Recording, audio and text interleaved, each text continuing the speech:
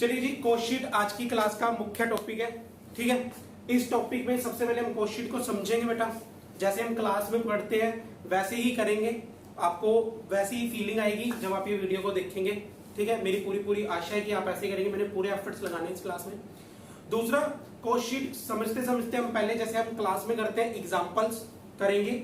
Examples करने के बाद पूरा जब कंसेप्ट खत्म हो जाएगा, ये कंसेप्ट हमें अच्छे से समझ आ जाएगा, फिर हम इसी वीडियो में 1 से 2 स्टडी मटेरियल के क्वेश्चंस भी करने वाले हैं। ठीक है, और फिर भी उसके बाद भी वैसे मेरी पूरी कोशिश रहेगी कि 99% आपके डाउट्स क्लियर हो जाएंगे। 1% डाउट होंगे तो आपको पता है कि लाइव सेशन के दौरान हम मिलते हैं रोज शाम को 5 बजे। तो हम शाम को 5 बजे वहां पर आपके जो भी डाउट्स होंगे मैं एक एक करके आप सभी के डाउट्स को क्लियर कर दूंगा। ठीक है, तो बिना कोई टाइम वेस्ट किए हुए मैं शुरू करने जा रहा हूं आज की क्लास कॉस्ट शीट के ऊपर। कॉस्ट शीट मॉड्यूल 1 में चैप्टर है। चैप्टर 10 नंबर की वेटेज रखता है, बिल्कुल इजी चैप्टर है। पेपर में अगर ये क्वेश्चन आ जाए कॉस्ट शीट का तो free free free free number है। ठीक है, 10 के 10 नंबर वो कहता है लूट लो। बस आपने पेपर में जाना और नंबर लूट के ले आने 10 नंबर। ठीक है सर, तो शुरू कर रहा हूं क्लास। कॉस्ट शीट, सबसे पहले डेफिनेशन लिखेंगे कॉस्ट शीट की। ठीक है, लिखिए, मैं आराम से बोलूंगा, धीरे धीरे लिखते जाओ। ठीक है, अगर फिर भी तुम्हें लगे कि जल्दी हूं तो वीडियो को पॉज करके लिखना। Cost sheet is a statement, cost sheet is a statement which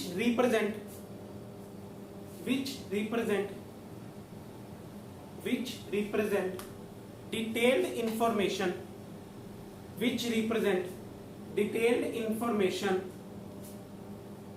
relating to the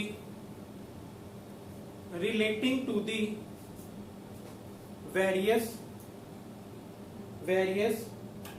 stages of cost, which represent detailed information relating to the various stages of the product, of the cost लिख सकते हो, of the product लिख सकते हो, लेकिन लिखो of the cost, full stop,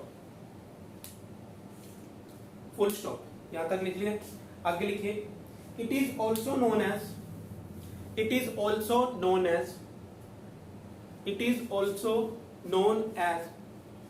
total cost of product manufactured. It is also known as total cost of product manufactured. तो बेटा ये है सबसे पहले आपके पास पूरी डेफिनेशन कॉस्ट शीट लिख लिए। अब चलते हैं आगे। ठीक है, क्या कहती है सर ये डेफिनेशन? सबसे पहले डेफिनेशन से समझना चाहते हैं कि ये बोलती क्या। सर मैंने आपको लिखा है कि it is a statement of the cost. ठीक है, जो आपको बताएगी कॉस्ट के बारे में various stages of the cost. Sir stages कौन सी होती है कॉस्ट में? बेटा हम जब कॉस्ट शीट बनाते हैं, कॉस्ट शीट हमें क्या बता रही है? हमें ये बता रही है कि वेरियस स्टेजेस पे हमारी कितनी कॉस्ट होगी। ठीक है, टोटल कॉस्ट तो होगी, जब उन सारी स्टेजेस को हम प्लस कर देंगे तो हमारे पास टोटल कॉस्ट आएगी, और आप टोटल कॉस्ट को सेल्स में से माइनस कर दोगे तो आपके पास प्रॉफिट आ जाएगा। लेकिन हमें कॉस्ट शीट बताएगी, एक तो टोटल कॉस्ट तो बताएगी सबसे लास्ट में, लेकिन डिफरेंट स्टेजेस में हमारी क्या क्या कॉस्ट है वो भी बताती जाएगी। तो सर डिफरेंट स्टेजेस कौन सी होगी? तो डिफरेंट स्टेजेस को समझने से पहले हमें देखना पड़ेगा कि स्टेजेस के क्या क्या नाम है, कौन कौन सी स्टेजेस आने वाली है कॉस्ट शीट में। तो कॉस्ट शीट सिर्फ और सिर्फ ये बताती है कि डिफरेंट स्टेजेस पे हमारी कॉस्ट क्या होगी। अगर उन स्टेजेस को हम टोटल कर देंगे सारी स्टेजेस का तो हमारे पास टोटल कॉस्ट आ जाएगी, जबकि मैंने लिखवाया भी आपको known as total cost of product manufacture. ठीक है, तो सर स्टेजेस कौन कौन सी है ध्यान से देखना बोर्ड की तरफ। आई होप आपको दिख रहा होगा स्टेजेस। सबसे मोस्ट इंपोर्टेंट स्टेज है prime cost. Number 1 is prime cost. ठीक है, सबसे पहले है प्राइम कॉस्ट। मैं पहले सारी लिख रहा हूं, फिर धीरे धीरे एक एक करके आराम से सबके एग्जांपल्स के साथ समझेंगे। ठीक है, सेकंड आती है आपके पास बेटा फैक्ट्री कॉस्ट। पहली है प्राइम कॉस्ट, सेकंड है फैक्ट्री कॉस्ट, थर्ड है इसके बाद आपकी कॉस्ट ऑफ प्रोडक्शन,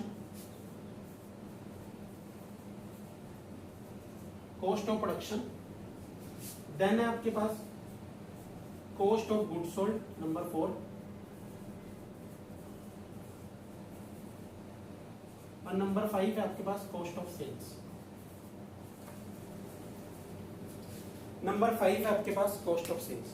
पहली है प्राइम कॉस्ट, देन है फैक्ट्री कॉस्ट, देन है कॉस्ट ऑफ प्रोडक्शन, फोर्थ है कॉस्ट ऑफ गुड्स सोल्ड और लास्ट है कॉस्ट ऑफ सेल्स। तो आपके पास ये 5 स्टेजेस हैं किसकी, टोटल कॉस्ट की। कॉस्ट शीट में 5 स्टेजेस के जरिए हम कॉस्ट शीट को बनाएंगे। अभी कॉस्ट शीट क्या है सर, कॉस्ट शीट का क्या फॉर्मेट है वो बाद में देखेंगे। पहले जब स्टेजेस समझ आ गई तो सारे मोती इकट्ठे कर लेंगे, मोती को इकट्ठा करके एक धागे में पिरो देंगे तो कॉस्ट शीट बन जाएगी। ठीक है, सबसे पहले मैं डिस्कस करूंगा प्राइम कॉस्ट। देखो प्राइम कॉस्ट क्या होती है, बिल्कुल इजी है। ठीक है, prime cost is a cost जो इनिशियली किसी भी प्रोडक्ट को मैन्युफैक्चर करने में ये कॉस्ट लगेगी ही लगेगी, क्योंकि नाम ही क्या है इसका, प्रधान कॉस्ट, प्रधान लागत हिंदी में बोलते हैं कि किसी भी प्रोडक्ट को मैन्युफैक्चर करने के लिए ये कॉस्ट लगने ही लगने वाली है। ठीक है, फॉर एग्जांपल हमने पहली क्लास जब कॉस्ट की थी तो मैंने कहा था हम कोई भी प्रोडक्ट बना रहे हैं तो किसी भी प्रोडक्ट को बनाने के लिए सबसे पहली चीज क्या चाहिए होगी, आपको रॉ मटेरियल चाहिए होगा। चाहिए होगा कि नहीं चाहिए होगा, चाहिए होगा। उसके बाद अगर रॉ मटेरियल आ गया तो वो अपने आप तो बनेगा नहीं, उसको बनाने के लिए हमें क्या चाहिए, हमें चाहिए लेबर। तो रॉ मटेरियल सबसे पहले एक जरूरी सामान है हमारे पास। दूसरी इंपॉर्टेंट थिंग क्या है हमारे पास, दैट इज लेबर, जो रॉ मटेरियल को कन्वर्ट करेगी फिनिश गुड्स में। तो सबसे पहली चीज इंपॉर्टेंट क्या है, raw material. Second one is labour. ठीक है, तो रॉ मटेरियल आ गई, लेबर आ गई, प्लस कुछ एक डायरेक्ट एक्सपेंसेस, कुछ एक डायरेक्ट एक्सपेंसेस ऐसे जो सिर्फ और सिर्फ प्रोडक्ट स्पेसिफिक हो। ठीक है, जो खाली सीधा सीधा प्रोडक्ट पे लगे। ठीक है, तो इन तीनों को अगर हमारे पास होंगे, देखो किसी भी प्रोडक्ट को बनाने के लिए तीनों बहुत जरूरी है, आपको पता। मटेरियल चाहिए हमें लेबर चाहिए, हमें डायरेक्ट एक्सपेंसेस चाहिए। तो इन तीनों का टोटल जब हम कर देते हैं तो उस टोटल को बोला जाता है प्राइम कॉस्ट। उस टोटल को बोला जाता है बेटा प्राइम कॉस्ट। तो प्राइम कॉस्ट क्या होती है, इनिशियल कॉस्ट, किसी भी प्रोडक्ट को मैन्युफैक्चर करे तो ये कॉस्ट लगती ही लगती है। क्या है इसमें, देखो क्या चीज है इसमें, नंबर 1 इज डायरेक्ट मटेरियल चाहिए होता है हमें, डायरेक्ट मटेरियल। दूसरा direct labour and last is direct expenses. तो हम अगर इन तीनों का टोटल कर दें तो हम इन तीनों के टोटल को बोला जाता है बेटा प्राइम कॉस्ट। इन तीनों के टोटल को बोला जाता है prime cost, direct material, direct labour, direct expenses. ठीक है, यहां तक नोट कर लिया होगा। ठीक है, मैंने स्टेजेस हटा दिए यहाँ पे। ठीक है, तो प्राइम कॉस्ट सिंपल है, sum of the direct material, direct labour and direct expenses, इन तीनों का टोटल कर देंगे तो प्राइम कॉस्ट आ जाएगी। आई होप क्लियर होगी होगी यहाँ तक प्राइम कॉस्ट। ठीक है, यहाँ तक नोट कर लो फटाफट, मैं 1 मिनट रुक रहा हूँ आपके लिए।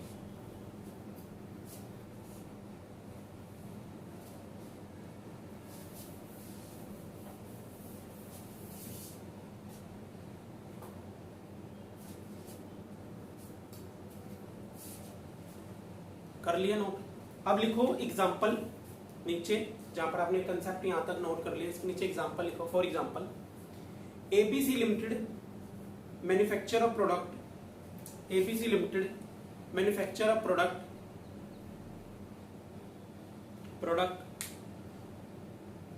whose cost are as follows, whose cost are as follows।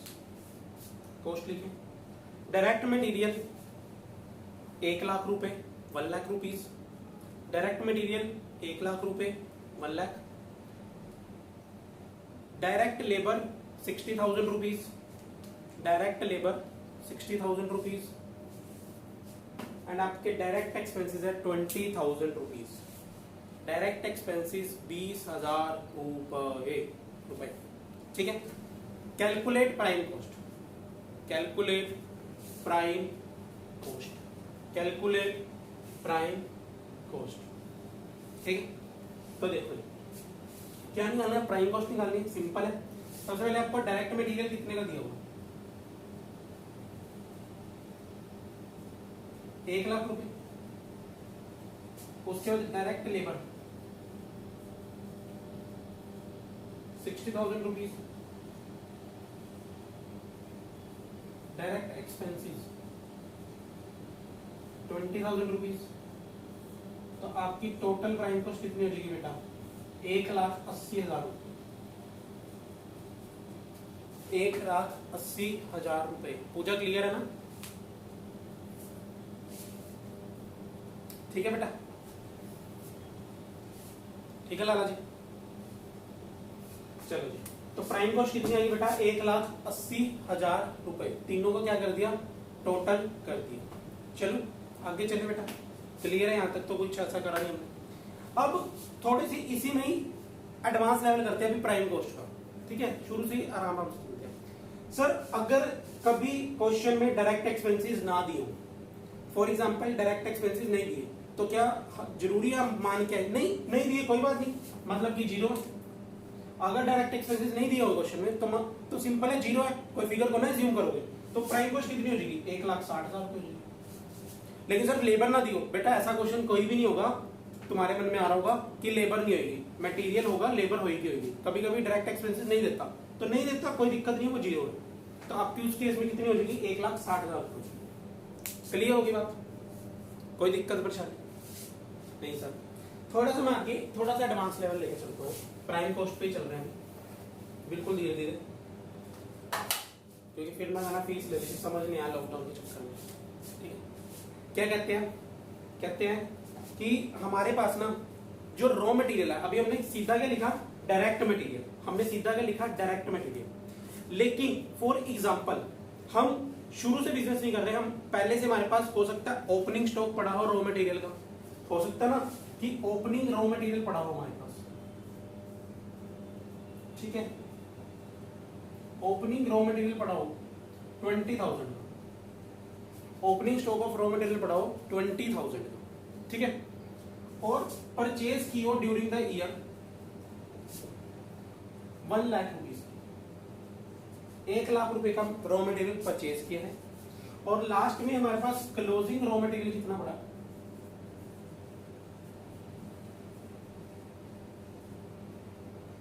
हमारे पास पड़ा है 30,000 रुपीज, 30,000 रुपए का पड़ा है। अब मेरा सिंपल सा क्वेश्चन है कि हमारे पास रॉ मटेरियल कंज्यूम्ड कितना आएगा? हालांकि हमने उस दिन क्लास में भी निकाला है। रॉ मटेरियल कंज्यूम्ड मतलब तुमने कितना कंज्यूम किया, मतलब ड्यूरिंग द ईयर तुमने कितना रॉ मटेरियल खा लिया। तो कितना खा लिया? सर जो ओपनिंग पड़ा होगा वो भी खा लिया होगा 20,000, प्लस 1 लाख जो परचेज किए वो भी खा लिया होगा, 1,20,000 होगा, माइनस 30,000 जो क्लोजिंग में बच गया। तो टोटल पूरे साल में माइनस कर दूंगा क्लोजिंग स्टॉक को, 90,000 का क्या आ जाएगा? रॉ मटेरियल कंज्यूम्ड आ जाएगा।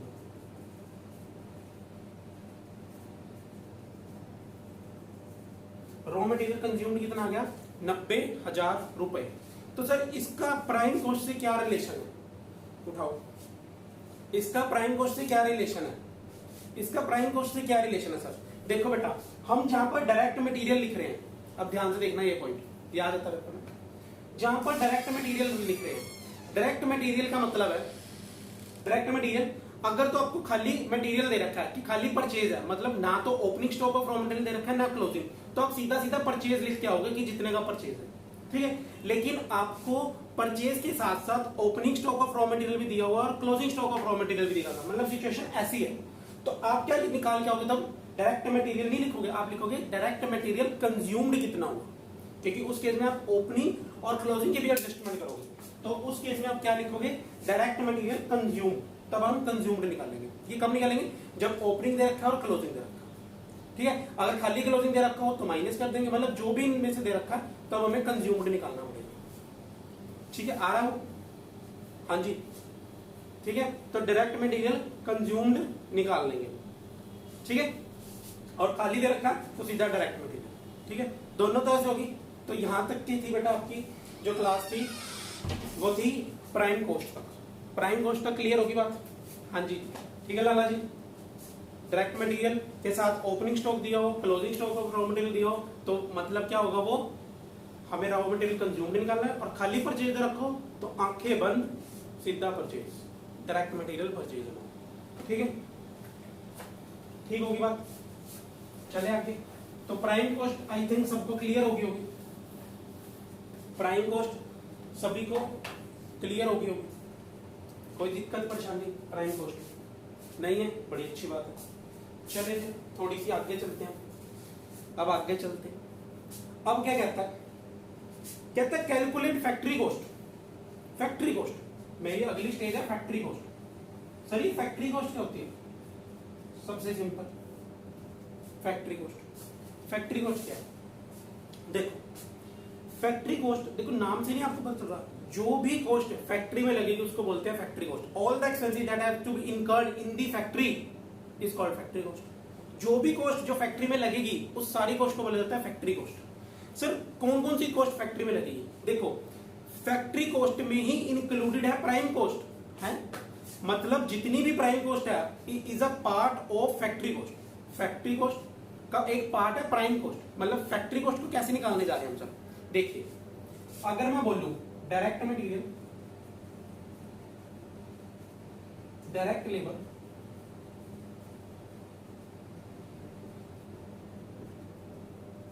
डायरेक्ट एक्सपेंसेस,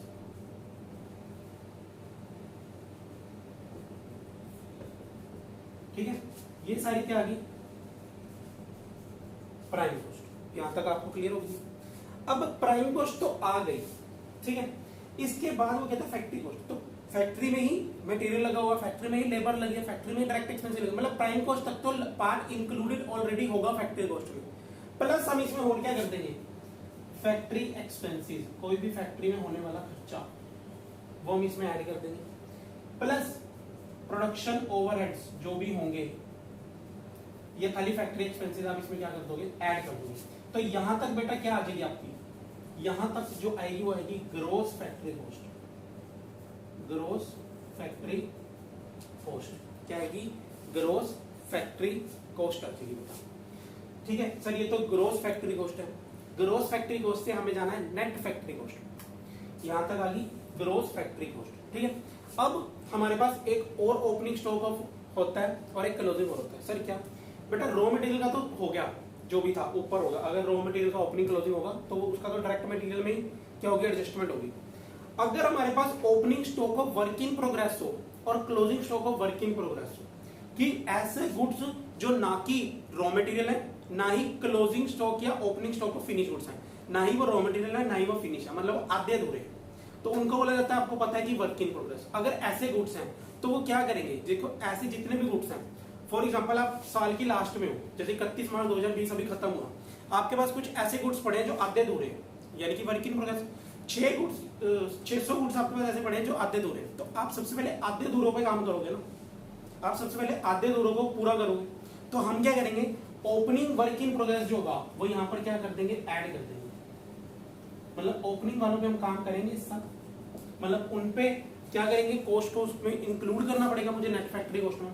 लेस क्या कर देंगे? जो बच गए, less closing work in progress,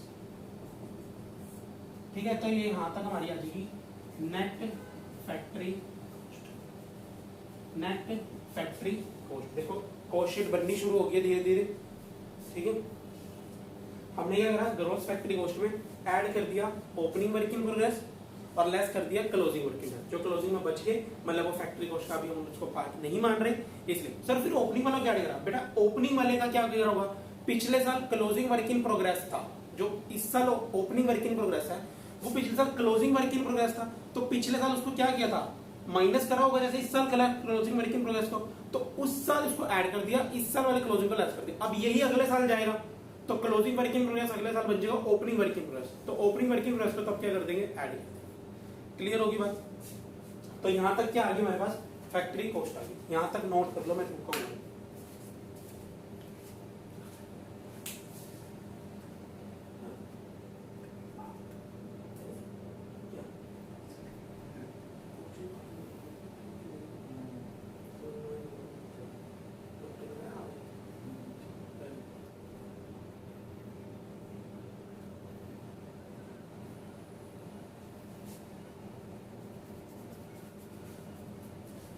note करो फटाफट।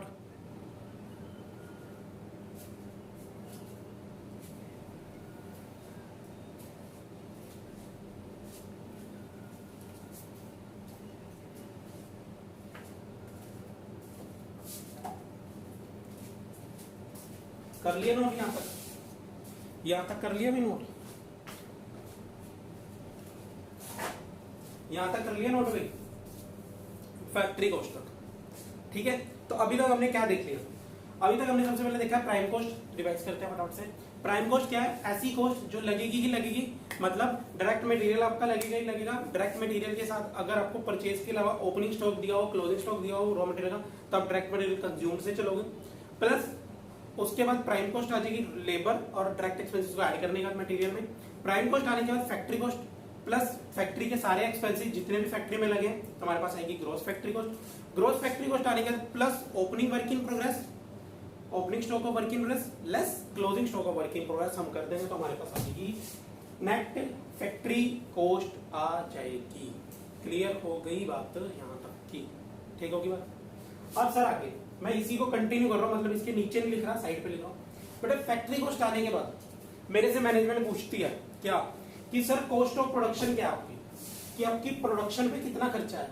तो आपको नहीं लग रहा है यहां तक जो सारा खर्चा हम कर रहे हैं वो प्रोडक्शन पे ही कर रहे हैं, मतलब यहां तक की सारी cost that is the cost of production, यानी कि फैक्ट्री कॉस्ट जितना भी फैक्ट्री में काम हो वो सारा प्रोडक्शन से रिलेटेड हो। ठीक है, लेकिन यहां पर एक अमेंडमेंट है, हम क्या करते हैं, हम नेट फैक्ट्री कॉस्ट आने के बाद, नेट फैक्ट्री कॉस्ट आने के बाद कुछ प्रोडक्शन ओवरहेड्स हमें अलग से देता है, प्रोडक्शन एक्सपेंसेस। ठीक है, यहां पर मैं अमेंडमेंट बोल रहा हूं, अभी मैं लिखवाऊंगा आपको प्रोडक्शन एक्सपेंसेस। तो जो भी प्रोडक्शन एक्सपेंसेस हैं वो हम फैक्ट्री कॉस्ट के बाद उसको ऐड कर देते हैं।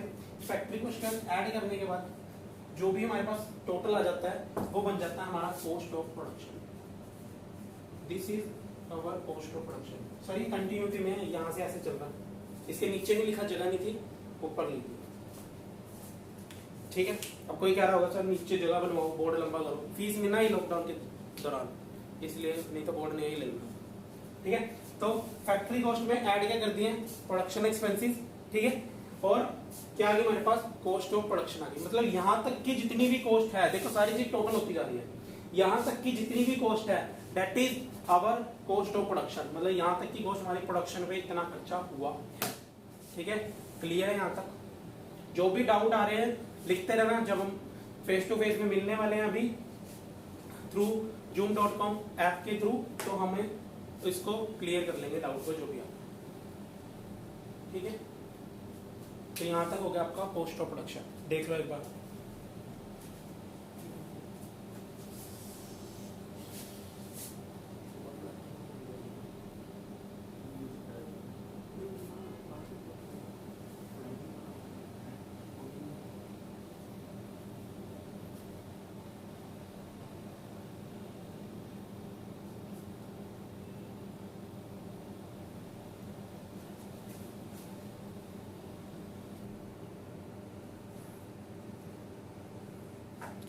चलिए बेटा क्लियर हो गया यहां तक कॉस्ट ऑफ प्रोडक्शन का। और सर कॉस्ट ऑफ प्रोडक्शन आ गई, अब वो नेक्स्ट स्टेज अगर आप देख रहे होंगे अपनी, तो हम सारी स्टेजेस अभी तक करते आ रहे हैं। प्राइम कॉस्ट थी बेटा सबसे पहले हमने देख ली, फैक्ट्री कॉस्ट थी देख ली, फैक्ट्री कॉस्ट हम दो टुकड़ों में लेके चले, gross factory cost and net factory cost. Third हमने उसके बाद देखी that fourth third cost of production. तो अब हमने जब लिखी शुरू में, तो इसके बाद आई थी कॉस्ट ऑफ गुड्स सोल्ड। क्या होता है कॉस्ट ऑफ गुड्स सोल्ड? क्या होता है कॉस्ट ऑफ गुड्स सोल्ड? सोचना जरा अपने दिमाग में, जहाँ जो जो अपने अपने घर में ड्राइंग रूम में सोफे पे बेड पे कहीं पर भी बैठा है, वो सोचना 2 मिनट के लिए, कॉस्ट ऑफ गुड्स सोल्ड क्या होती है? Cost of goods sold, cost of goods sold क्या होती है? कॉस्ट ऑफ गुड्स सोल्ड,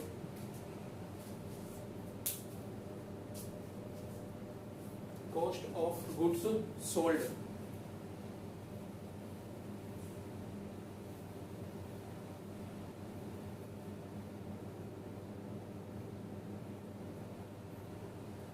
बेटा, कॉस्ट ऑफ गुड्स सोल्ड देखो, गुड्स बिकने तक, गुड्स बिकने तक जो भी कॉस्ट लग चुकी है, मतलब गुड्स बिकने को तैयार है, बिका नहीं है अभी, गुड्स बिकने को तैयार है, उसको बोला जाता है कॉस्ट ऑफ गुड्स सोल्ड। मतलब cost of goods sold, goods बिकने को तैयार है। ठीक है सर, तैयार कैसे? देखो कॉस्ट ऑफ प्रोडक्शन, ठीक है, हमारे पास आई। अब हमारे पास हो सकता है इस साल हमने फॉर एग्जाम्पल ये कॉस्ट ऑफ प्रोडक्शन हमारे पास 10 लाख रुपए के गुड्स हमने बनाए, इस साल हमने 10 लाख रुपए के गुड्स बनाए, ध्यान से 10 लाख रुपए के गुड्स बनाए, मतलब इस साल हमने कॉस्ट ऑफ प्रोडक्शन करी 10 लाख रुपए की, यहाँ पर जो फिगर है वो है 10 लाख फॉर एग्जाम्पल। सर मेरे पास पिछले साल बने बनाए गुड्स, यहाँ तक बन गया ना, कंप्लीट हो गया ना गुड्स, तो पिछले साल मेरे पास, पिछले साल की एंड में 31 मार्च 2020 को भी मेरे पास जो closing stock of finish goods था वो था मेरे पास 1 लाख गुड्स। तो इस साल वो ओपनिंग हो गया, मतलब मेरे पास पिछले साल से पड़े थे 1 लाख गुड्स पड़े हुए हैं क्लोजिंग स्टॉक में, मतलब 1 लाख गुड्स अभी पड़े हुए हैं। तो इसके बाद जब मेरा ये साल खत्म हुआ तो मेरे पास क्लोजिंग फिनिश गुड्स जो बच गए वो बच गए 2 लाख। क्लियर है? दोबारा बताता हूँ, मेरे पास कॉस्ट ऑफ प्रोडक्शन है फॉर एग्जांपल 10 लाख, 1 लाख रुपए के गुड्स मेरे पास ओपनिंग पड़े हुए हैं, finish goods, opening stock of finish goods 1 lakh रुपए के पड़े हैं, और 2 लाख रुपए के मेरे इस साल के क्लोजिंग में चले गए, इस साल नहीं बिके ऐसे गुड्स हैं, वो है 2 लाख रुपए के। तो सर को मेरे से पूछा है कि कितने कॉस्ट ऑफ गुड्स सोल्ड जो रेडी थे बिकने को वो कितने के हुए। तो मैं क्या करूंगा, मैं कहूंगा कि सर देखो 10 लाख रुपए तो इस साल हमने बनाए, 10 लाख रुपए के गुड्स तो इस साल बनाए जो कि कॉस्ट ऑफ प्रोडक्शन की, प्लस जो ओपनिंग पड़े हैं उनको भी तो बेचा ही होगा, ऐसे तो नहीं उनको बेचोगे ही नहीं। तो प्लस जो ओपनिंग थे कितना 1 लाख रुपए उनको बेचा, लेकिन 2 लाख रुपए के गुड्स ऐसे थे जो इस साल नहीं बिके, 2 लाख रुपए के गुड्स ऐसे थे जो इस साल नहीं बिके। तो कितने टोटल बिके? 9 लाख बिके सर। सर कितने बिके? 9 लाख गुड्स बिके। हाँ जी, कितने बिके? सर 9 लाख रुपए के गुड्स बिके। कैसे बिके? सर कॉस्ट ऑफ प्रोडक्शन में मैंने क्या करा, जो इस साल 10 लाख रुपए लगाए प्लस 1 लाख पिछले थे तो 11 लाख रुपए के बिकने चाहिए थे, लेकिन 11 लाख के नहीं बिके, 2 लाख तो सर बच गए थे मेरे पास closing stock of finish goods में, तो 9 लाख रुपए के गुड्स बिके मेरे पास निकल। सर ठीक है, तो क्या करा, कॉस्ट ऑफ प्रोडक्शन में ऐड कर दिया opening stock of finish goods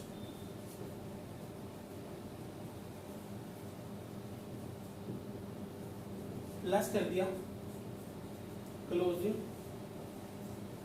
stock of finish goods.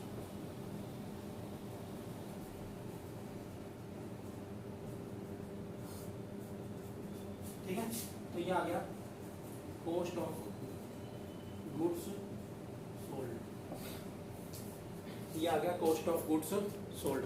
तो इस साल मेरे से कोई पूछे कि भैया कितने रुपए के गुड्स बिके, तो मैं बोलूंगा 9 लाख रुपए के गुड्स बिके। आप जब कॉस्ट ऑफ गुड्स सोल्ड निकालते हो, सर हम भी तो निकालते हैं, हाँ जी बेटा आपने बहुत बार निकाली होगी कॉस्ट ऑफ गुड्स सोल्ड। कहां पर? आपने +2 में चैप्टर किया होगा रेशो चैप्टर, वहां पर आपने निकाली होगी cost of goods sold. Sir वहां कैसे निकालते थे बेटा? ध्यान से देखना बोर्ड की तरफ, 2 मिनट बाद में नोट कर लेना। कैसे?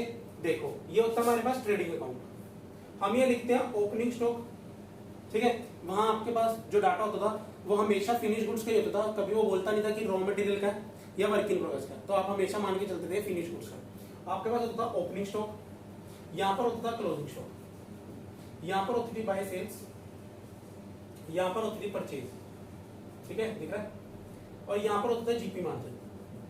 तो हम उस समय आपने क्या सीखा? देखो सेम ही है, अभी तक जो मैं कॉस्ट ऑफ गुड्स सोल्ड पढ़ाया वो तुम ऑलरेडी पढ़ के आ चुके हो, मैंने उसके अंदर से सामान निकाला इतना सा। कैसे? आप क्या करते थे? Opening stock plus purchase minus closing stock, बोलो हाँ या ना, यही करते थे। +2 की बुक पढ़ी होगी डीके गोयल साहब की, देख लेना। हम क्या करते थे? Opening plus purchase minus closing stock. तो आप क्या करते थे? Sir cost of goods sold आ गई, sir cost of goods sold आ गई, यही करते थे ओपनिंग प्लस परचेज में।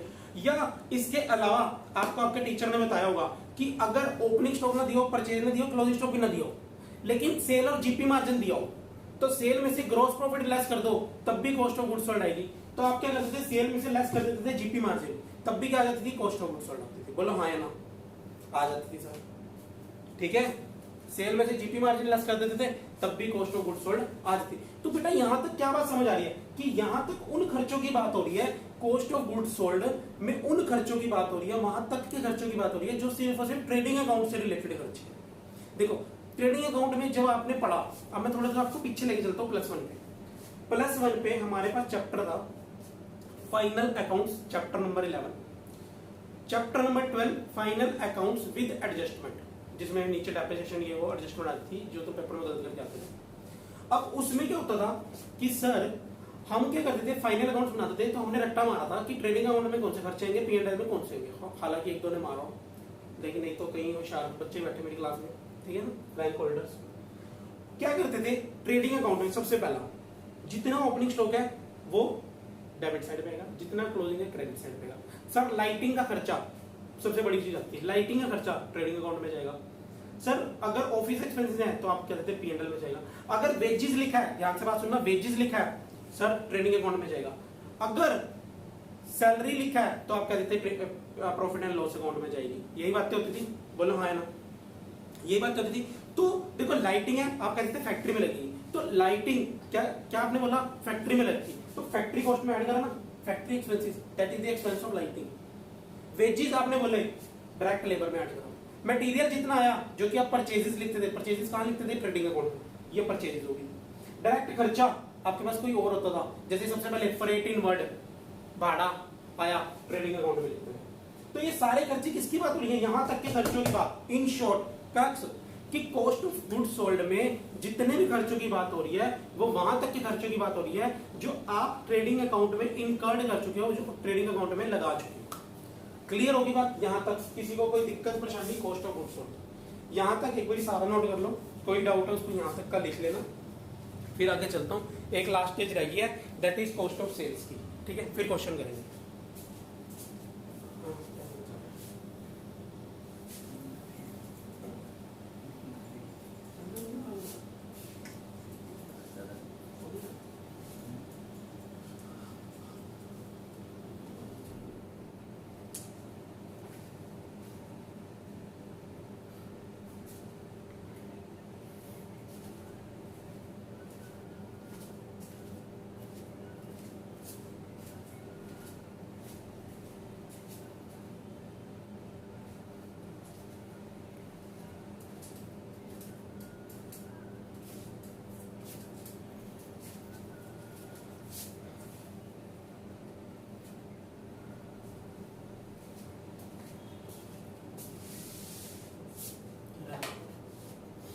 ठीक है बच्चों, यहां तक क्लियर होगी। Cost of goods sold cost sheet, ये सारी कॉस्ट शीट है और मैं एक बार आपको फ्रेश भी बना के दिखाऊंगा अलग से।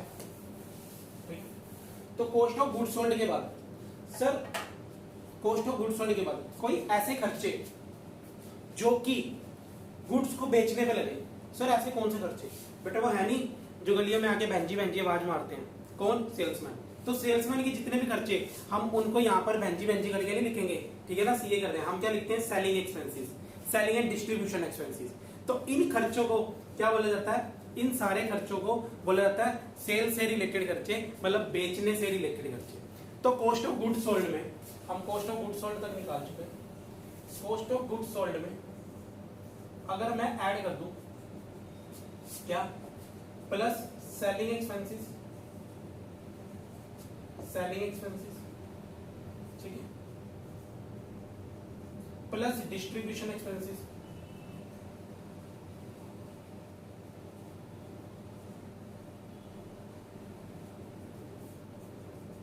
ठीक है। तो ये क्या आ जाएगा हमारे पास, cost of sales that is your last stage, ठीक है। तो यहां पर आके हमारी जो है वो कॉस्ट शीट क्या हो जाती है, खत्म हो जाती है। तो कॉस्ट ऑफ सेल्स मतलब मेरी यहां तक की टोटल कॉस्ट आ चुकी है। सर टोटल कॉस्ट आ चुकी है, सर टोटल कॉस्ट आ चुकी है, तो 2 मिनट यही रुक जाओ। सेल्स में से अगर टोटल कॉस्ट को माइनस कर देंगे तो क्या आ जाएगा, प्रॉफिट आ जाएगा, बोलो हाँ या ना। सेल्स में टोटल कॉस्ट को माइनस कर देंगे तो क्या आ जाएगा, क्या आ जाएगा, हमारे पास प्रॉफिट आ जाएगा। तो हमने क्या करा, कॉस्ट ऑफ गुड्स सोल्ड तक आपको क्लियर थी, प्लस उसमें बेचने के खर्चे, selling expenses, selling expenses plus distribution expenses, cost of sales आ गया। कॉस्ट ऑफ सेल्स आने के बाद टोटल सेल्स में से उसको लेस कर दोगे तो क्या आ जाएगा, प्रॉफिट आ जाएगा। सारा नोट करो यहाँ।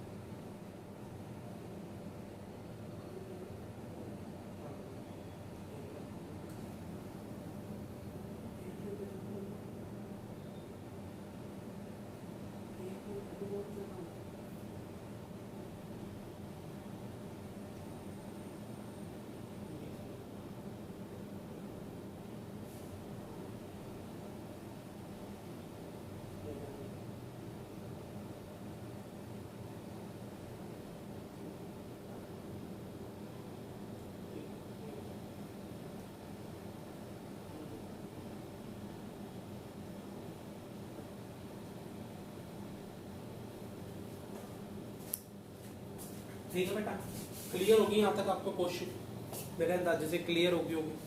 ठीक है, अब मैं आपको एक भाई फुल फ्लैज शुरू से क्वेश्चन सारी बना के दिखाता हूँ। ठीक है, जो भी आपके डाउट आ रहे हैं उनको आप लिख लें। मैं अब आपको शुरू से सारा रब कर रहा हूँ, नोट कर लिया ना। मैं सारी की सारी आपको दोबारा से एक बारी कि आपने जो पेपर में किस प्रेजेंटेशन के साथ बनानी है वो मैं आपको पूरी एक बार बना के दिखा रहा हूँ with proper presentation and form, एक ही बार में कैसे बनानी है।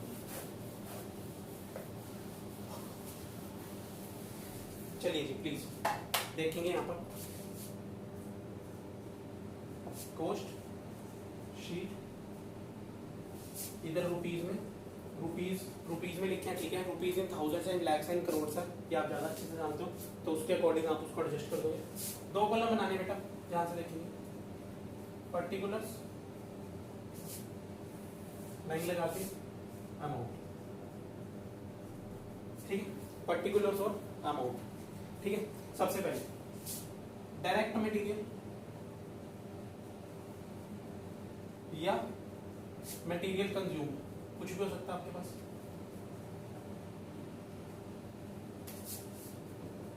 ठीक है, इसके बाद इसी में ही ऐड कर देते हैं हम क्या, डायरेक्ट लेबर,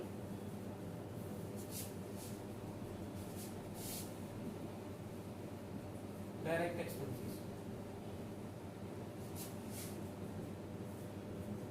तो यहां तक क्या हो जाता है, प्राइम कॉस्ट। ठीक है, यहां तक की को क्या बोल देते हैं, यहां तक की कॉस्ट शीट को बोल देते हैं हम प्राइम कॉस्ट। देन इसके बाद प्लस फैक्ट्री ओवरहेड्स, ठीक है, प्लस फैक्ट्री ओवरहेड्स और एनी अदर खर्चे जो भी फैक्ट्री के होंगे। तो यहां तक आ जाती है gross factory cost.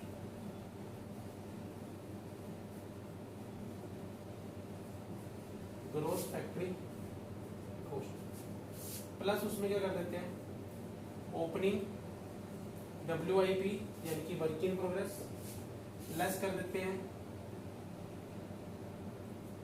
Closing WIP, तो आ जाती है net factory cost, net factory cost plus any production expenses, अगर आपके पास है क्वेश्चन में दिए हुए, नहीं है तो कोई भी एक्सपेंस अगर नहीं है पूरी क्वेश्चन में तो जीरो हो जाएगा, वो ऐड कर देंगे। तो क्या आ जाएगी बेटा, कॉस्ट ऑफ प्रोडक्शन आ जाएगी, कॉस्ट ऑफ प्रोडक्शन आ जाएगी। ठीक है, मैं थोड़ा खुला खुला नहीं लिख पा रहा क्योंकि आपको दूसरी स्लाइड फिर दिख नहीं पाएगी। ठीक, कॉस्ट ऑफ प्रोडक्शन आने के बाद आप opening stock of finished goods,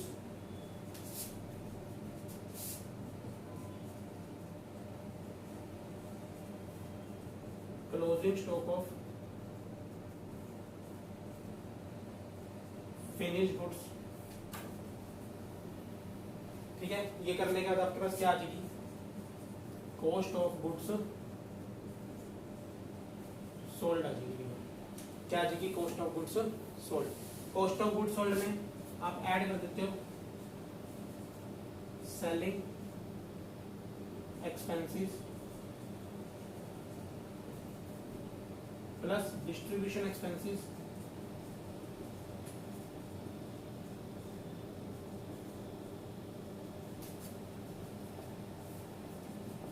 तो आपके पास आ जाती है कॉस्ट ऑफ सेल्स।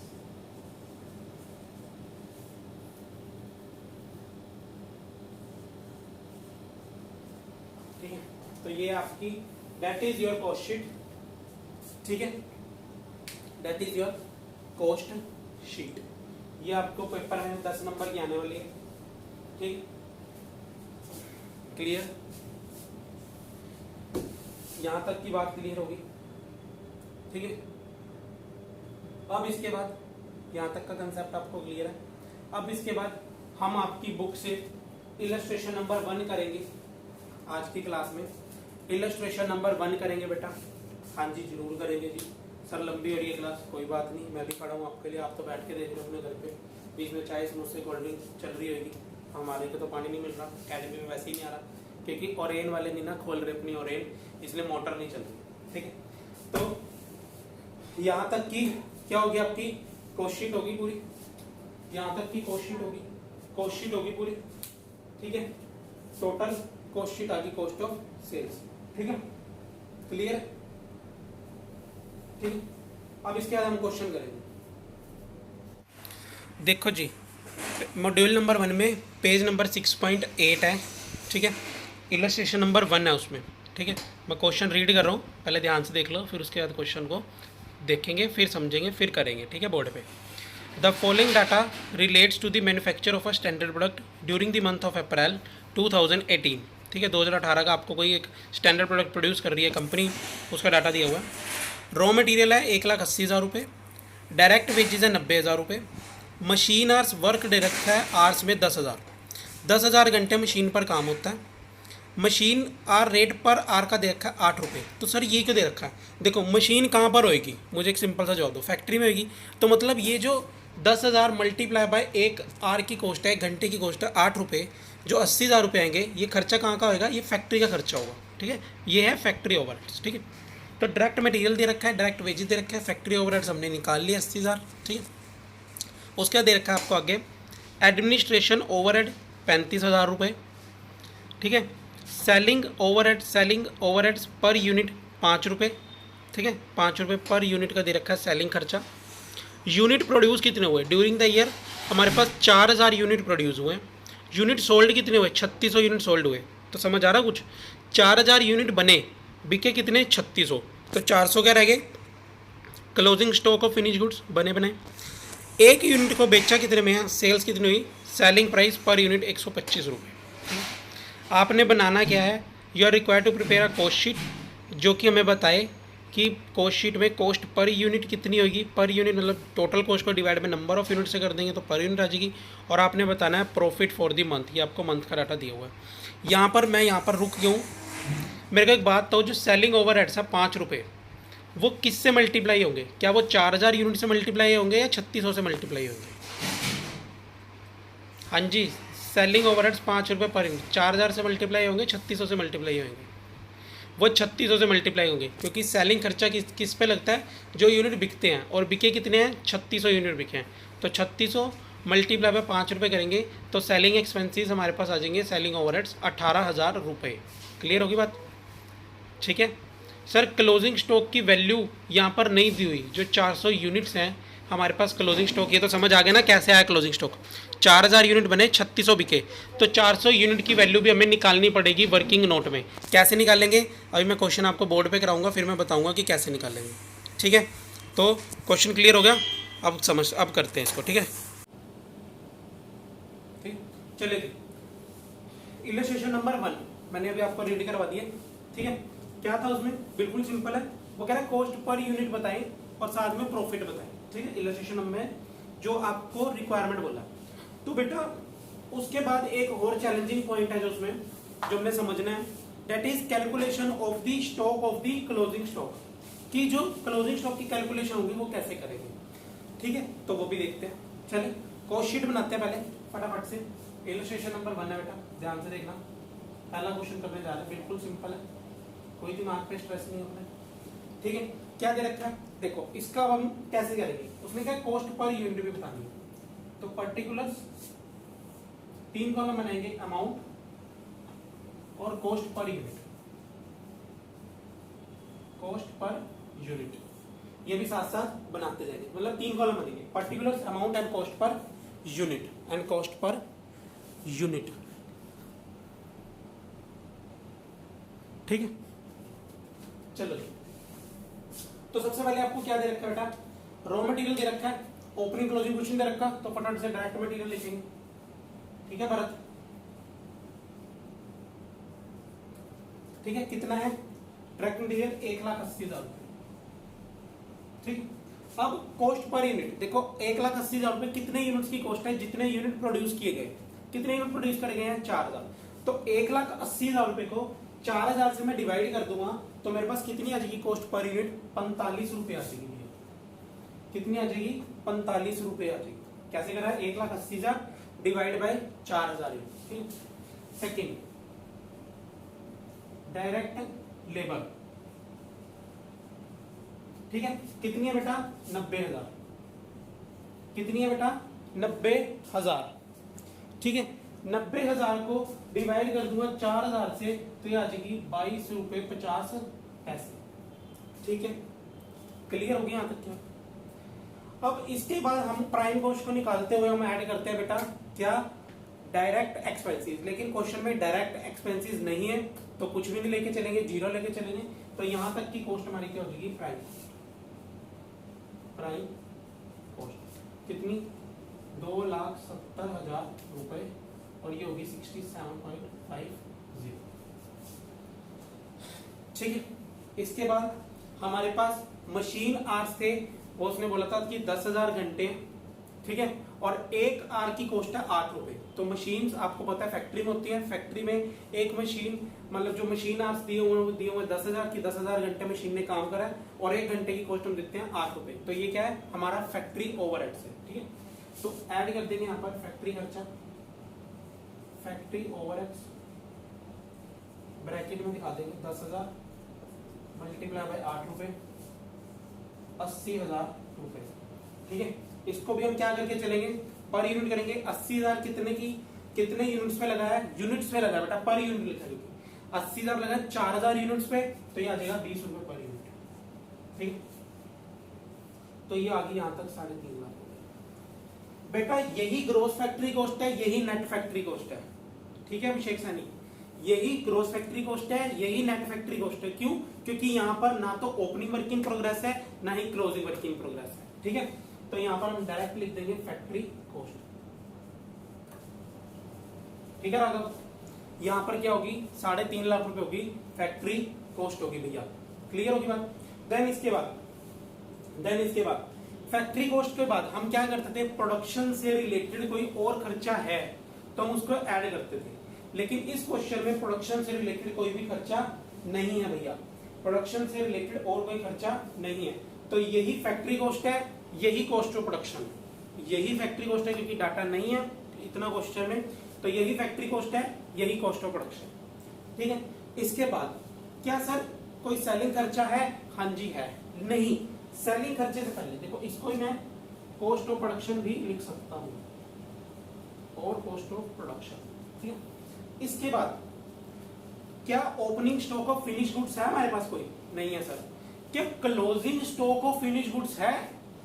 सर नहीं है बेटा, है। क्यों?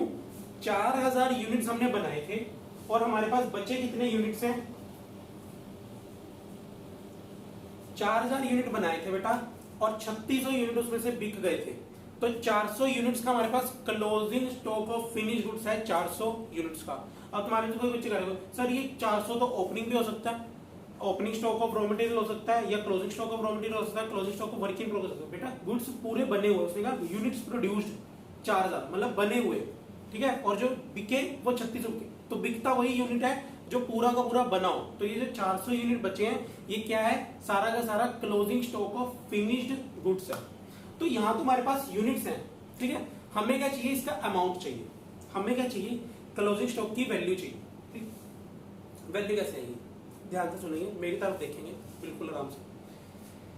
हमारे पास फाइनेंशियल अकाउंटिंग का जो आपका सब्जेक्ट है उसमें आपके पास accounting standard 2 that is valuation of inventory के नाम से एक स्टैंडर्ड है, वैल्यूएशन ऑफ इन्वेंट्री के नाम से। वहां पर आप एक रूल करोगे जब आपको साइलेंसर करवाएंगे आपके, कि इन्वेंट्री क्लोजिंग स्टॉक की वैल्यू कैसे निकाली जाती है। तो वहां पर रूल है क्लोजिंग स्टॉक की वैल्यूएशन का, क्या, कॉस्ट और NRV whichever is lower, cost और NRV whichever is lower, ठीक है। कॉस्ट और एनआरवी, सर कॉस्ट तो हमें पता होगी, एनआरवी क्या होती है? एनआरवी बेटा होती है नेट रिलाइजेबल वैल्यू। आपकी कॉस्ट प्रोडक्ट यूनिट को बनाने में कितनी लगी है, एक यूनिट को बनाने में, और एक यूनिट वो कितने का मार्केट में बिकता है। इन दोनों में से जो लोअर होगी उस कॉस्ट पे हम अपने स्टॉक को क्या करेंगे, वैल्यू करेंगे, ठीक है। यही रूल जो फाइनेंशियल अकाउंटिंग में लगता है वही यहाँ कॉस्ट अकाउंटिंग में भी लगता है, ठीक। तो यहाँ पर एनआरवी का मतलब सेलिंग प्राइस, सेलिंग प्राइस कितना है बेटा। इस क्वेश्चन में अगर आप सेलिंग प्राइस देखोगे तो सेलिंग प्राइस आपके पास 125 रुपए। एक यूनिट कितने का बिकता है? 125 रुपए का बिकता है, ठीक है। और एक यूनिट को बनाने की कॉस्ट कितनी है? कॉस्ट कितनी है? कॉस्ट पर यूनिट हम देखो साथ साथ निकालते चल रहे हैं। तो यहां तक एक यूनिट को बनाने की कॉस्ट ऑफ प्रोडक्शन है ना, देखो कॉस्ट ऑफ प्रोडक्शन, एक यूनिट को बनाने की कॉस्ट कितनी आई है? 87 रुपए 50 पैसे। कॉस्ट कितनी आई है? 87.50। ठीक है विदुषी, कॉस्ट कितनी आई है? 87.50। तो इन दोनों में से मैंने क्या बोला था? कॉस्ट और एनआरबी, कॉस्ट और selling price, which ever is lower. तो कॉस्ट और इसमें से 125 और 87.50 में से कौन छोटा? 87.50। तो हम अपने स्टॉक को वैल्यू किस पे करेंगे? 87.50 पे करेंगे। सर ये लिखना क्या है? ये वर्किंग नोट में आपने लिख के आना है, ठीक है। उसके बाद अब वैल्यू करेंगे तो हमारे पास क्लोजिंग स्टॉक कितने यूनिट्स का?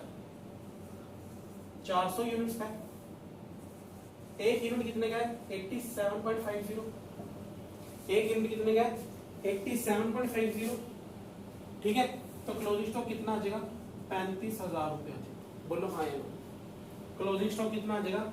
35,000 रुपए आ जाएगा। यहाँ तक क्लियर होगी बात कि AS2 बोलता है कॉस्ट और एनआरबी विच और एनआरबी 125, कॉस्ट है 87 रुपए 50 पैसे, ठीक। तो 87 रुपए 50 पैसे पे मिलेगा।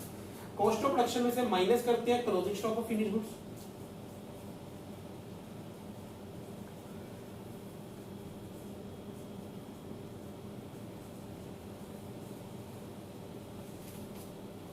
₹35,000, ये कितनी होगी? 3,15,000। ये कितनी होगी? 3,15,000 रुपए क्या होगी? Cost of goods sold. Cost of goods sold कितनी होगी? 3,15,000 रुपए, ठीक है। क्लियर? क्लियर होगी। अब इसमें एडमिनिस्ट्रेशन एक्सपेंसेस आपको दे रखे हैं कितने? 35,000 रुपए प्लस सेलिंग कितने दे रखे हैं? 18,000 रुपए। 18,000 कैसे निकाला था हमने? 3600 मल्टीप्लाई बाय 5 रुपए, ठीक है। तो टोटल हो गया 3,68,000 रुपए। ये क्या होगी बेटा? कॉस्ट ऑफ सेल्स होगी 3,68,000 रुपए। कॉस्ट ऑफ सेल्स होगी 3,68,000 रुपए। क्लियर होगी बात? हाँ जी, ओके रिपोर्ट यहाँ तक, ठीक है। 3,68,000 होगी। तो एक तो उसने मांगा था कॉस्ट पर यूनिट, हमने दे रहे हैं साथ साथ कॉस्ट पर यूनिट की, ठीक है। दूसरा उसने क्या मांगा था बेटा? मैंने बता रहा हूं ऊपर वाला, ठीक है, नोट कर लिया होगा,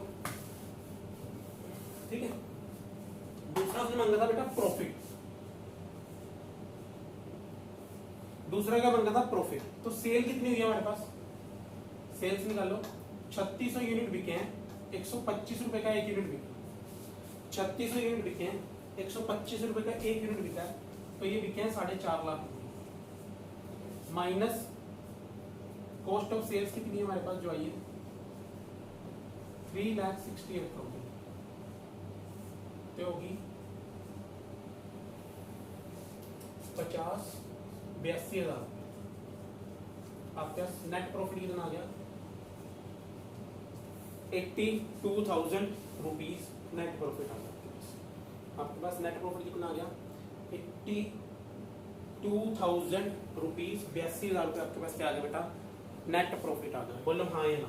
तो प्रॉफिट निकालना था, कॉस्ट पर यूनिट निकालनी थी, निकाल दिया। एक चीज हमने नहीं देखी क्या? कि वैल्यूएशन ऑफ क्लोजिंग स्टॉक को कैसे करेंगे? कॉस्ट और NRB which of is low.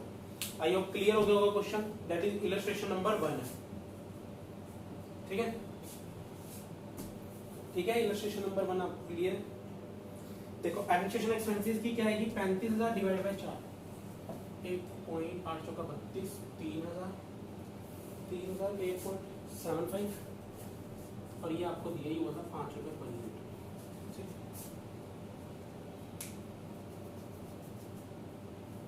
ठीक है जी, क्लियर है? नोट कर लो, नोट कर लो फटाफट से। फिर इसके बाद इलस्ट्रेशन नंबर 2 देखेंगे। विदुषी कह रही होगी कि सिर दर्द हो गया सर, बस करो। नहीं बेटा, एक लास्ट इलस्ट्रेशन देखेंगे, इलस्ट्रेशन नंबर 2, ठीक है। फटाफट से देखो, नोट करो फटाफट।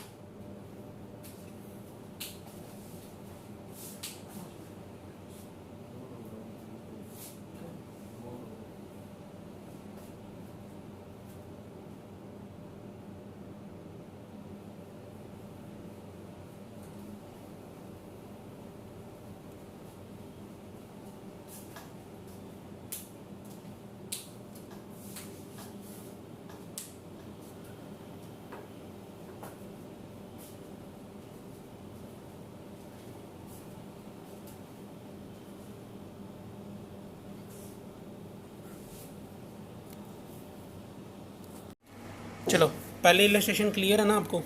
अब आप दूसरी इलस्ट्रेशन देखो। दूसरी इलस्ट्रेशन मैं रीड कर रहा हूँ, इसके नेक्स्ट ही है बिल्कुल, ठीक है। पेज नंबर देखते रहना कौन सा अपने आप है। The following information has been obtained from the records of ABC corporation for the period June 1 से 30 जून 2019-18 तक का आपको डाटा दे रखा है, ध्यान से पढ़ेंगे, ठीक है। कॉस्ट ऑफ रॉ मटेरियल देखो, आपका कॉलम क्या बना हुआ है, 1 जून और दूसरा है 30 जून, मतलब ये रॉ मटेरियल ओपनिंग है, ये कितना 60,000, क्लोजिंग है 50,000, वर्क इन प्रोग्रेस 12,000 और दूसरा है 15,000 closing. Cost of stock of finish goods कितनी है, 90,000 ओपनिंग, 1,10,000 है क्लोजिंग। तो पिछले क्वेश्चन में चीज़ें नहीं थी, इस क्वेश्चन में दे रखी हैं, ठीक है। तो आपको इसका ट्रीटमेंट करना है। परचेज दे रखी है रॉ मटेरियल की 4,80,000, तो बेटा परचेज भी दे रखी है, ओपनिंग स्टॉक भी दे रखा है रॉ मटेरियल का, क्लोजिंग भी दे रखा है, तो रॉ मटेरियल कंज्यूम्ड निकलेगा। वेजिस पेड यानी कि लेबर है। फैक्ट्री ओवरहेड, फैक्ट्री का खर्चा आ गया 1,00,000 रुपये, वेजिस आगे 2,40,000, factory overheads 1,00,000। Administration overhead related to production, this is an amendment here, यहाँ एक अमेंडमेंट है, ठीक है। ध्यान से देखेंगे, इस क्वेश्चन पे इंपॉर्टेंट मार्क कर लेना अपनी बुक में, ठीक है। और इस अमेंडमेंट पे गोला मार देना, ठीक है। 50,000 रुपये है और अंडरलाइन कर लो लाइन रिलेटेड टू प्रोडक्शन, 50,000 रुपये। सेलिंग एंड डिस्ट्रीब्यूशन ओवरहेड कितना है, 25,000 रुपये। सेल्स हुई है 10,00,000 रुपये। क्या कहता है, कहता प्रिपेयर अ स्टेटमेंट, आपको एक स्टेटमेंट बनानी है और सबके आंसर देने हैं। ये क्वेश्चन आपका पेपर नवंबर 2018 के अटैम्प्ट में आया हुआ है, डिट्टो सेम क्वेश्चन 10 नंबर का, ठीक है। उसके पहले भी एक बार ये अटैम्प्ट में आया हुआ है, ठीक है। नवंबर 2018 में लास्ट अटैम्प्ट में आया हुआ है, ठीक है। क्या कहता है, कहता है आपको रॉ मटेरियल कंज्यूम्ड बताना है, मतलब आप स्टेटमेंट बनाओगे और उसके बाद लास्ट में ये आंसर बताएंगे। पहले हम कॉस्ट शीट बना लेंगे और उसके बाद हमारे पास ये सारे आंसर होंगे। रॉ मटेरियल कंज्यूम्ड होगा, प्राइम कॉस्ट होगी, फैक्ट्री कॉस्ट होगी, कॉस्ट ऑफ गुड्स सोल्ड होगी और नेट प्रॉफिट होगा। तो क्वेश्चन बिल्कुल सिंपल है। एक चीज़ इसमें नहीं है, क्या है वो, administration overhead related to production. तो ध्यान से देखना अभी जब क्वेश्चन अपन करेंगे, ठीक है। हाँ जी, दूसरा इलस्ट्रेशन देखेंगे। हमने देख लिया, इलस्ट्रेशन रीड कर लिया, ठीक है। अब इसमें मैं लिखूंगा, साथ साथ आप पहले मेरे से नोट कर लोगे, ठीक है ना। फटाफट से मुझे आंसर बता देना। पोस्ट शीट बनानी है, ठीक है। और पोस्ट शीट बनाने के बाद बहुत सारे क्वेश्चन का नीचे जवाब देना है कि कॉस्ट ऑफ मटेरियल कंज्यूम्ड क्या है, प्राइम कॉस्ट क्या है, ठीक है। तो इन सारे सवालों का बाद में जवाब मिलेगा। सबसे पहले क्या बनानी है इस क्वेश्चन में, पोस्ट शीट बनानी है। प्लस इस क्वेश्चन में एक अमेंडमेंट है, मैंने बोला था जब मैं क्वेश्चन करवाऊंगा बोर्ड पे तो आपको बताऊंगा।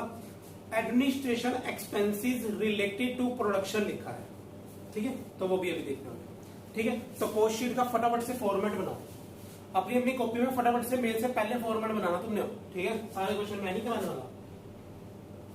पोस्ट शीट फटाफट से फॉर्मेट बनाओ, फटाफट से फॉर्मेट बनाओ, ठीक है बेटा। इस क्वेश्चन में शुरुआत से स्टार्टिंग में आपको opening stock of raw material दिया हुआ है और closing stock of raw material दिया हुआ है, ठीक है। बन गया फॉर्मेट है। Opening stock of raw material दिया हुआ है और क्लोजिंग स्टॉक, तो यानी कि डायरेक्ट मटेरियल कंज्यूम्ड आएगा, ठीक है ना। रॉ मटेरियल क्या आएगा, कंज्यूम्ड आएगा, ठीक है। मुझे बताएंगे कितना आया रॉ मटेरियल कंज्यूम्ड। मैं रुक गया हूं तुम्हारे लिए, देखो स्पेशल रुको, ठीक है। रॉ मटेरियल कंज्यूम्ड मुझे तुम बताओगे कितने का आएगा। Raw material consumed opening plus purchase minus closing stock of raw material करके बताओ कितना आएगा। ये आप वर्किंग नोट में करोगे पेपर में, ये आपने जो कर रहे हो रॉ मटेरियल कंज्यूम्ड निकाल रहे हो भी, ये वर्किंग नोट में करके आना है। जल्दी से बताओ कितना आएगा, जल्दी। मेरा आ रहा है 4,90,000 रुपए, ठीक है। मेरा कैसे आया, 60,000 प्लस 4,80,000 माइनस 90,000 माइनस 50,000 सॉरी, ठीक है। तो मेरा आया बेटा 4,90,000 रुपए, ठीक है। देन उसके बाद आपके पास वेजेस पेड है कितने, 2,40,000 रुपए,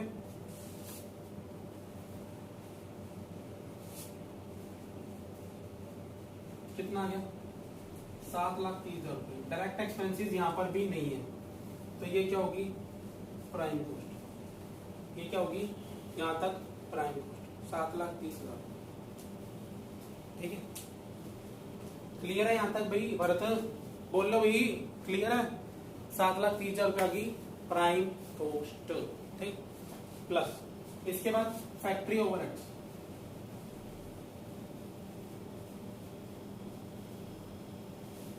₹1,00,000।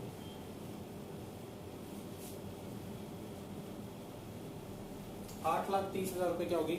यहां पर देखो वर्क इन प्रोग्रेस भी, ओपनिंग और क्लोजिंग वर्क इन प्रोग्रेस भी, तो ये क्या होगी? Gross factory cost. ठीक है, यहां तक पहुंचो फटाफट मेरे साथ साथ।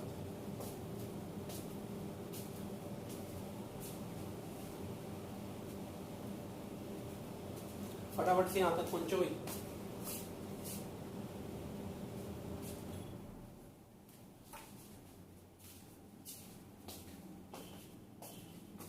ठीक है, देन इसके बाद ग्रोस फैक्ट्री कॉस्ट के बाद ओपनिंग वर्क इन प्रोग्रेस को ऐड करना, क्लोजिंग वर्क इन प्रोग्रेस को माइनस करना। ओपनिंग वर्क इन प्रोग्रेस है 12,000, क्लोजिंग वर्क इन प्रोग्रेस है 15,000। ठीक है, तो ओपनिंग को ऐड कर देंगे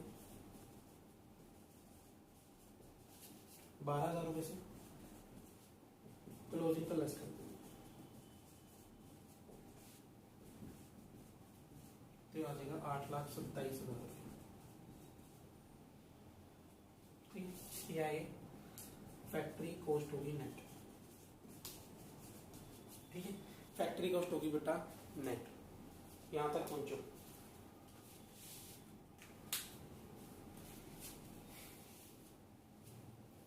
ठीक है, ठीक है, लिख लिया यहां तक, कर लिया भाई नोट। यहां तक कोई दिक्कत परेशानी तो नहीं है? ठीक, चले आगे। अब बेटा इसके बाद आप क्या करते हो? फैक्ट्री कॉस्ट को निकालने के बाद आप इसमें ऐड करते हो प्रोडक्शन रिलेटेड एक्सपेंसेस। ठीक है, क्या पूरे क्वेश्चन में ध्यान से देखो कोई प्रोडक्शन रिलेटेड एक्सपेंसेस है जी? नहीं मिल रहा है बेटा, जो अमेंडमेंट है मैं उसी की बात कर रहा हूं। देखो एडमिनिस्ट्रेशन एक्सपेंसेस और ब्रैकेट में लिखा है रिलेटेड टू प्रोडक्शन। देखो इससे पहले जो भी हमने इलस्ट्रेशन नंबर 1 करी उसमें एडमिनिस्ट्रेशन एक्सपेंसेस साइलेंट था, कुछ नहीं लिखा। तब हमने एडमिनिस्ट्रेशन एक्सपेंसेस को मानना है कि वो रिलेटिंग टू सेल्स है। अगर एडमिनिस्ट्रेशन एक्सपेंस, आपको तो पता है कि एडमिनिस्ट्रेशन एक्सपेंस क्या होते हैं? एडमिनिस्ट्रेशन एक्सपेंस होते हैं आपका ऑफिस से रिलेटेड एडमिनिस्ट्रेशन खर्चा। ठीक है, तो अगर तो कुछ नहीं लिखा एडमिनिस्ट्रेशन एक्सपेंसेस के साथ में, तो आप उसको कहां ऐड करते हो? कॉस्ट ऑफ गुड सोल्ड के बाद एज अ सेलिंग एक्सपेंस आप उसको ऐड करते हो, जैसे कि आपने इलस्ट्रेशन नंबर 1 में किया था। क्लियर? अब यहां पर उसने लिख दिया इलस्ट्रेशन नंबर 2 में कि administration expense related to production, तो अब ये प्रोडक्शन से रिलेटेड खर्चा हुआ। तो अब आप इसको कहां ऐड करोगे? अब आप प्रोडक्शन में ही ऐड करोगे। अब आप कहां ऐड करोगे? फैक्ट्री कॉस्ट के बाद प्रोडक्शन खर्चे में। ठीक है, अब हम ध्यान से देखना, लिख लो, नोट लिखेंगे फटाफट से। Note if administration expenses related to production, if administration expenses related to production is given in the question, if administration expenses related to production is given in the question, then we will add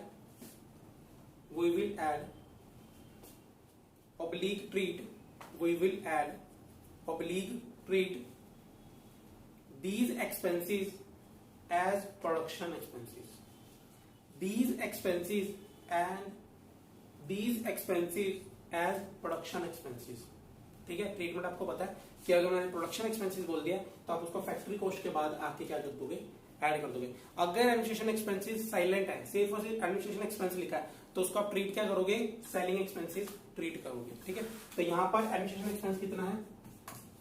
यहां पर administration expense कितना है? 50,000 रुपए।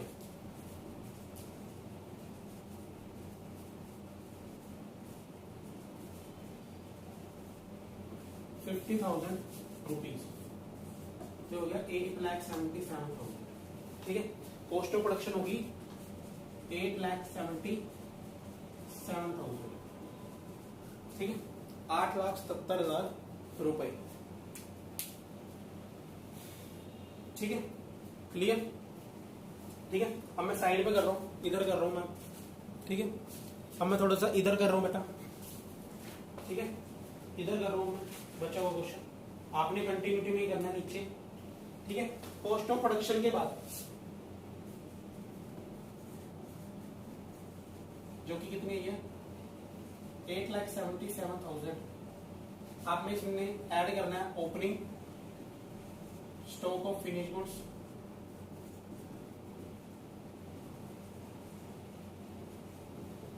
कितना है 90,000 रुपए,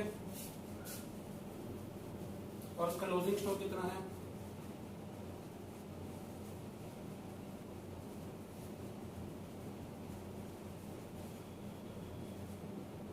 1,10,000। ठीक है, कितना हो गया 8,57,000। ये हो गया आपका कॉस्ट ऑफ गुड्स सोल्ड। ठीक है, कॉस्ट ऑफ गुड्स सोल्ड कितना होगा 8,57,000 रुपए। मार्कर में मिल रहा दूसरा 8,57,000 रुपए, 8,57,000। ठीक है, इसमें आप ऐड कर दोगे सेलिंग एक्सपेंसेस,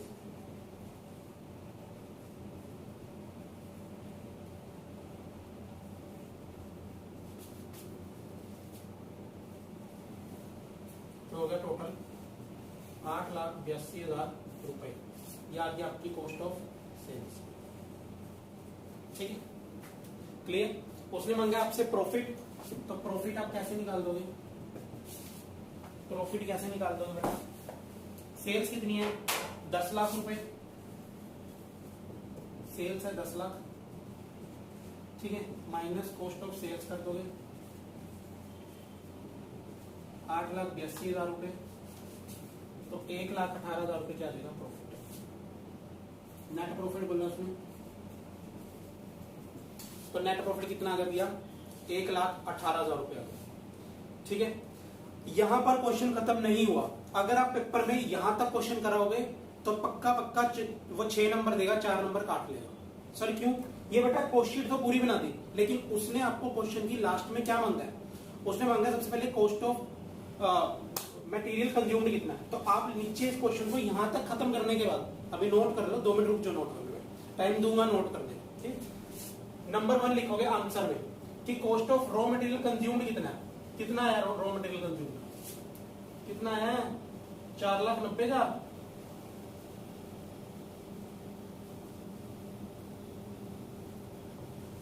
4,90,000, तो ऐसे लिख के आओगे 4,90,000। फिर उसने आपसे पूछा जो सेकेंड थर्ड फोर्थ फिफ्थ पे, वो यहां पर आपको मिल रहा है, देखो फैक्ट्री कॉस्ट पूछी उसके बाद उसने, वो है 8,27,000। ठीक है, तो ऐसे आप क्या करके आओगे बेटा, लिख के आओगे पांचों के आंसर क्वेश्चन बनाने के बाद। ठीक है, क्लियर है क्वेश्चन, नोट कर लो सारा, यहां तक नोट करो फटाफट से।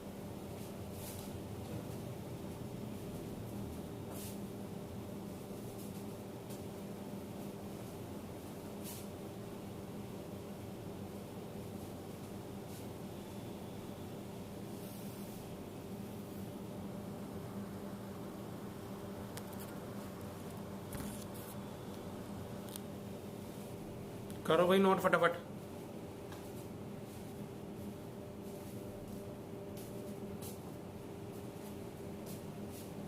तो ये थी आपकी इलस्ट्रेशन नंबर 2, नोट कर लो जल्दी से।